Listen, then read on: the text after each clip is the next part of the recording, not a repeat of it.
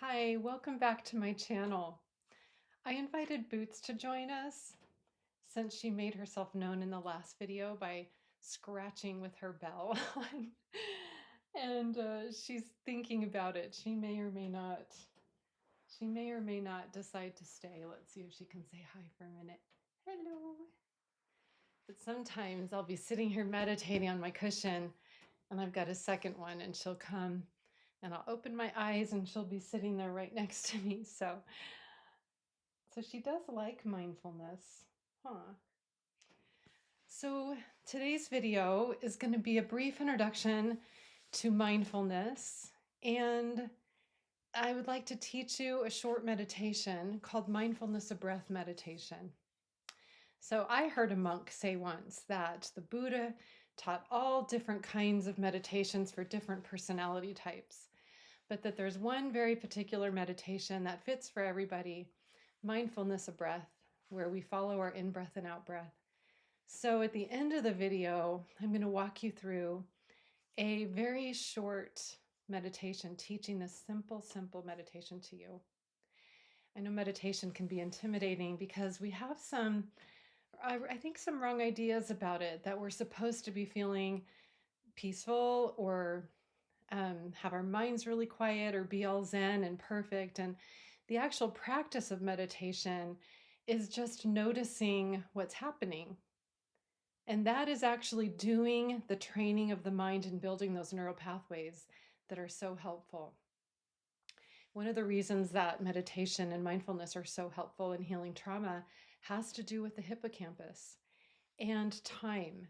And we exercise the ability to be present in the now through meditation and mindfulness. Mindfulness is, Thich Nhat Hanh defined it as the art of being in the present moment. And he said happiness can only be found in the present moment. And not only does mindfulness bring more presence to ourselves and is going to be a very useful tool in healing our wounds and our traumas, but it helps our relationships because we're present for the people that we love. Thich Nhat Hanh said the greatest gift you can give those you love is your true presence. And my hero, Mr. Rogers, had something very similar. He said, be with the person that's in front of you now. He said, numbers don't matter. It doesn't matter how many. He was in an interview and the reporter asked him, how many children, how many millions of children's lives do you think that you've impacted? And he said, numbers don't matter. If it was only one, it's enough. And he said the practice is to be with the person that you're with right now. So as I'm settling into this video, Boots has gone off to eat, so now you can probably hear her crunching. But I'm just going to share my little space with you where I will sometimes sit and meditate in the morning by the fire when it's cold, and share with you some thoughts about mindfulness and teach you this meditation. So being in the moment, being present in the moment, means we're aware of what's going on. Often we are worrying about the past or the future, maybe regretting the past or thinking about it, or in the future. But being in the moment, we're actually observing what's happening now. And so I just found an article, and I couldn't believe it because I had found a YouTube video that I'm actually going to put the link in for you, about a reporter who was meeting with a psychologist who was doing MRIs on people who meditate and doing a study. And the study was showing the same results that the reporter got. And she says, and I know I'm a sample size of one, but she had ADD and anxiety, and both places in her brain were changing and her symptoms were healing. So the amygdala actually was shrinking. I didn't even know this could happen. And an area in her brain related to attention had grown and strengthened in just 6 weeks of meditating in this study. So I'm going to include that link. But another study that I just saw the other day said that meditation actually grows brain cells in the hippocampus. And remember, this is that area of the brain where we are aware of time. And being able to hold that space in the present is exactly what we need. When I said that in healing trauma, one foot is present, one foot dips in the past. The more that we're grounded in the present moment, the more that we will have the ability to stay focused with that and be able to go in and grieve and heal the past. So mindfulness brings us in the present moment. It's where life is happening. It's where we touch the now. And it's where we hold space for ourselves and for other people. You think of how important this is in raising children, to be present with them and meeting those needs that we talked about too. So that is the definition of mindfulness, and I'm sure there's many, many more things that could be added to that. So now let's go into this very short mindfulness of breath meditation. Like I said, I often hear people feeling intimidated by meditation, thinking that they're doing it wrong. If that happens to you during the exercise, then you simply notice that, because by noticing, no matter what's happening inside you, you are strengthening those neural pathways. You really can't do it wrong, because as soon as you notice, you're strengthening those neural pathways.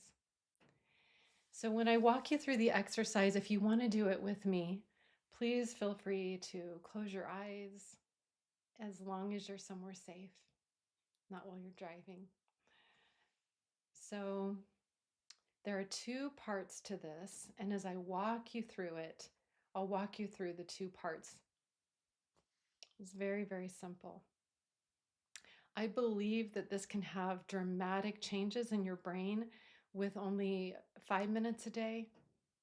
I bet 2 minutes a day, or 5 minutes a few times a week, or just try it a few times and see what you think. So when you're in a comfortable position, and that's another thing to remember, is listen to the comfort of your body and feel free to move and adjust. So the longest I think I've ever meditated is an hour, and I'm able to do that now because I go to a monastery, and this beautiful monastery allows lay people to come practice alongside the nuns and monks, and they're very patient. And in the hour-long meditation, it'll be so quiet in this beautiful meditation hall. And even the sound, their cushions have the buckwheat like these. And if I just, I just feel like, oh no, I don't want anyone to hear me. But they're very patient, and we're supposed to listen to our bodies. Thich Nhat Hanh said the Buddha was sitting on a lotus flower, not a bed of charcoals. So we want to listen to the comfort of our bodies. So go ahead and adjust as you need to and get comfortable. And one of the most important things to remember, and as you watch my videos, I think you're going to realize and learn that there's an overall spirit of flexibility, kindness, acceptance, that goes along with it. And that's what meditation is. We misunderstand some of these things, and we put this kind of a rigidity to it, and it's just not meant to be that. So go ahead and just take a deep breath on a natural inhale and sigh. And then just breathe normally. And let's begin with this really short meditation. And like I said, there's going to be two components to this. So you may have your eyes closed, and I want you to just bring your attention to noticing your breathing. Notice your in breath and your out breath. And you can even imagine saying to yourself, I'm breathing in, I'm breathing out. And you may feel your body as you're breathing in, and you may feel your body as you're breathing out. You may notice new sensations as you're breathing in, as your chest expands, and what that air feels like as it comes out of your nostrils. And breathing in and breathing out. In breath and out breath. And there will come a time where you don't even have words, that you just feel yourself grounding deep inside yourself, just holding space with that breath as the anchor. I sometimes imagine it as this pillar going down the center of my body, almost like the eye of a storm. Everything can be going on around me, but there's this pillar to anchor me. And it's my in breath and my out breath. Breathing in and breathing out.